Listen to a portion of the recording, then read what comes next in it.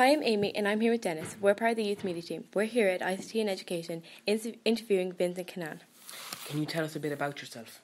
I'm Vincent Cunnane. I'm the president of LIT and have been now for this is my second year in charge of the great institution that is LIT, and my second time here for the ICT and Education conference. So I launched it last year in my first year. I'm delighted and proud to be back here for my second year and its 14th year.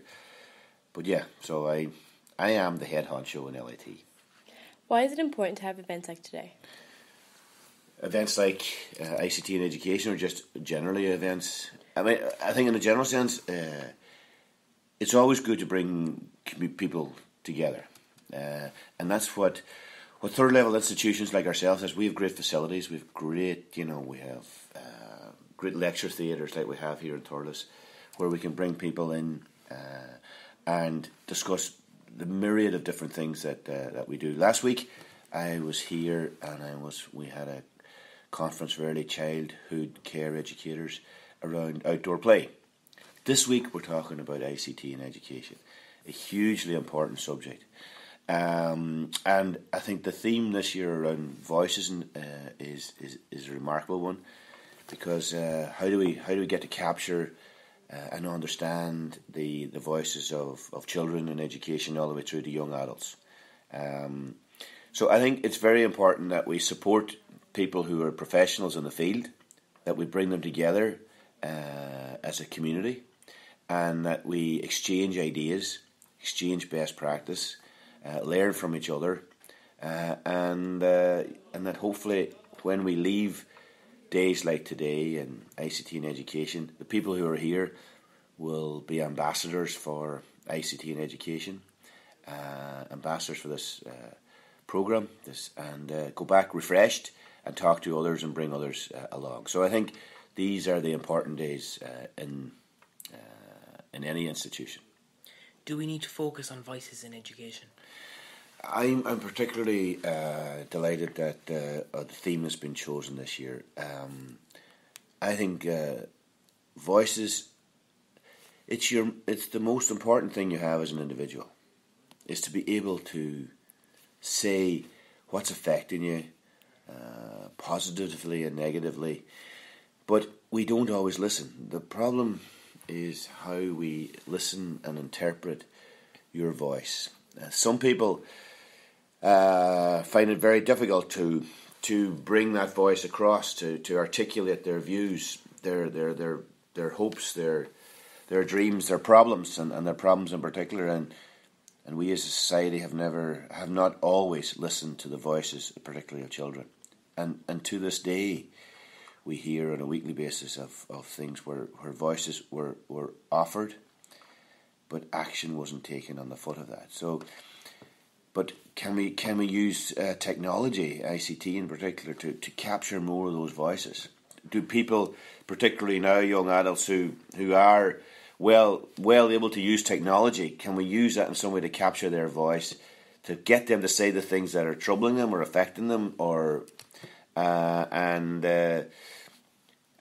so I believe that allowing people to voice, to give their opinions, us to capture and act on that, is possibly the most important thing in education at the moment.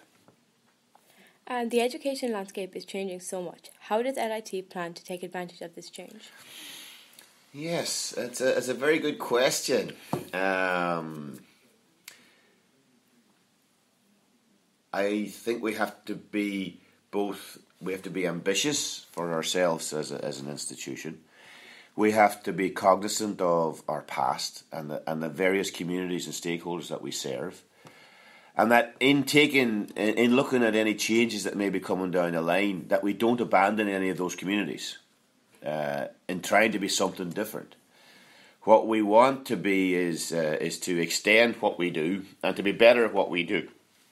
Open ourselves up to other opportunities, but please, we don't. In so doing, we can't afford to abandon or put aside any of our core values and that. So we're working particularly in the landscape of collaboration in regional clusters with our sister organisations in the University of Limerick and Mary Immaculate College, and we're coming together to articulate coherent views, coming together around things like access, things like education progression, teacher training, a lot of things that have an impact here today on our conference today. We're doing with partner organisations, and if there is a redesignation of Institute Technology, we will be to the forefront on that.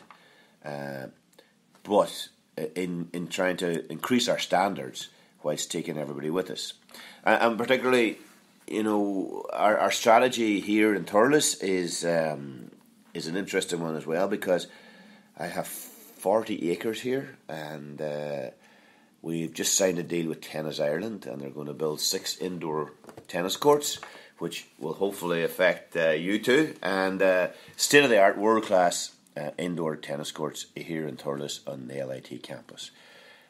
We're also about to hopefully do a deal with Tipperary GAA to have a state-of-the-art 4G pitches and sand-based pitches, and so we're opening up ourselves to other collaborations. We're using our facilities to bring others onto our site. We're working with other third-level institutes across both the Institute Technology sector, colleges of education and universities. And we're also working much more with an integrated approach to education, where we were looking at from early childcare through primary, through secondary, through right into higher education. And indeed the pathways through further education and apprenticeships. So we're the leading Institute of Technology in the apprenticeship space as well. These are all big ticket items, and it's how you make sure that you also take the institute, the staff, and the students with you on that journey. So we have a new strategic plan, which I'll be launching next week, and hopefully that's been a very consultative process. I hope that we're all travelling in one direction now, and that the future is very bright for this institution, whatever it is called. Finally, what is your takeaway from this morning? Wow, well, we've just finished the first session with the 2 plenary speakers. It was a very, I would have thought, emotional journey. When you talk about voices, you it's very hard to separate yourself from the discussion. You remember things that where you where your voice may not have been heard, or where you fail to listen to others' voices. So it's a real challenge to that. So what I'm taking away from this is that there's a community of people out here who, and in the ICT and education community, who are challenging themselves to find new ways to listen to the students that they serve, to ensure that they are working closely and understanding those and letting those voices be heard. And if that's what comes away from today, and from my own personal point of view, to listen as well and act on that. Thank you. Thank you.